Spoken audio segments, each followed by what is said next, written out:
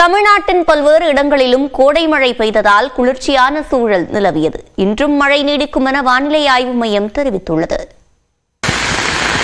கிருஷ்ணகிரி மாவட்டம் ஓசூர் மற்றும் அதன் சுற்றுவட்டார பகுதிகளான சூளகிரி, பாகலூர், மத்திகிரி, ஜூஜுவாடி உள்ளிட்ட இடங்களில் கனமழை வெளுத்து வாங்கியது.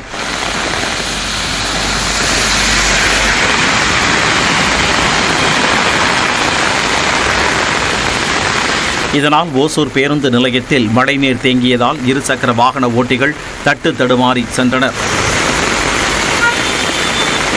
கோவை தொண்டாமுத்தூர் சுற்றுவட்டாரத்தில் பெய்த மழையால் குளிர்ந்த சூழல் நிலவியது. இதேபோல மேட்டுப்பாளையம் மற்றும் அதை ஒட்டிய இடங்களில் பலத்த காற்றுடன் கனமழை கொட்டியது.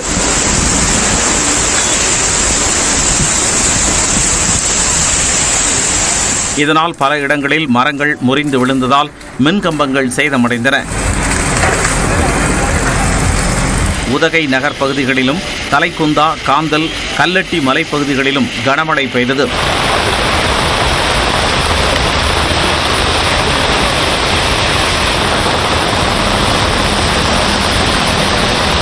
விருதுநகர் மாவட்டம் சிறுவில்லிபுத்தூர் சுற்றுவட்டார பகுதிகளில் மழை பெய்த நிலையில் சிறுவில்லிபுத்தூர் நகராட்சியின் முக்கிய சாலைகளில் மழை நீருடன் கழிவு நீரும் கலந்து தேங்கியதால் மக்கள் அவதியடைந்தனர். தூத்துக்குடி மாவட்டம் கோவில்பட்டி மற்றும் பசுவந்தனை சுற்றுவட்டார பகுதிகளில் பலத்த காற்றுடன் கனமழை கொட்டியது.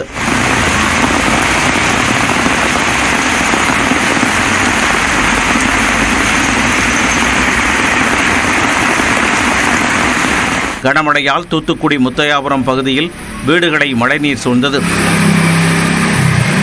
எட்டயபுரம் சுற்றுவட்டார பகுதிகளில் இரண்டாவது நாளாக பலத்த மழை பெய்ததால் தாழ்வான இடங்களில் தண்ணீர் தேங்கியது. நெல்லையில் இடி மின்னலுடன் கனமழை வெளுத்து வாங்கிய நிலையில் வண்ணாரப்பேட்டையில் முக்கிய சாலையில் தண்ணீர் தேங்கியது. இதனால் சாலையில் இருந்த பள்ளம் தெரியாததால் வாகன ஓட்டிகள் விழுந்து எழுந்து செல்லும் நிலை ஏற்பட்டது.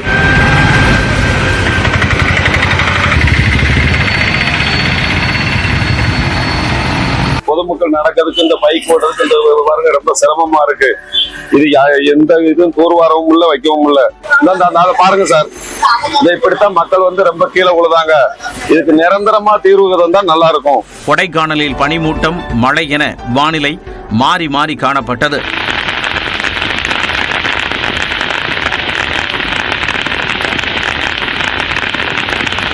திண்டுக்கல் மாவட்டம் பழனியில் காலை முதல் வெயில் வாட்டிய நிலையில் மாலையில் திடீரென மழை கொட்டியது. தேனி மற்றும் வீரபாண்டி, சீலையம்பட்டி, சின்னமனூர் உள்ளிட்ட மாவட்டத்தின் பல்வேறு இடங்களிலும் கனமழை பெய்ததால் மக்களும் விவசாயிகளும் மகிழ்ச்சியடைந்தனர். இந்நிலையில் அடுத்த 2 நாட்களுக்கு தமிழ்நாட்டில் மழை நீடிக்கும் என வானிலை ஆய்வு மைய இயக்குநர் செந்தாமரை கண்ணன் தெரிவித்துள்ளார். தமிழகம், புதுவை மற்றும் காரைக்கால் பகுதிகளில் அடுத்த 2 நாட்களுக்கு ஒரு சில இடங்களிலும் 24ஆம் தேதி ஓரிரு இடங்களிலும் இடை மின்னலுடன் கூடிய லேசானது முதல் மிதமான வரை மழைக்கு வாய்ப்புள்ளது. சென்னையில் ஒரு சில இடங்களில் லேசான மழைக்கு வாய்ப்பு உள்ளதாகவும் குறிப்பிட்டுள்ளார்.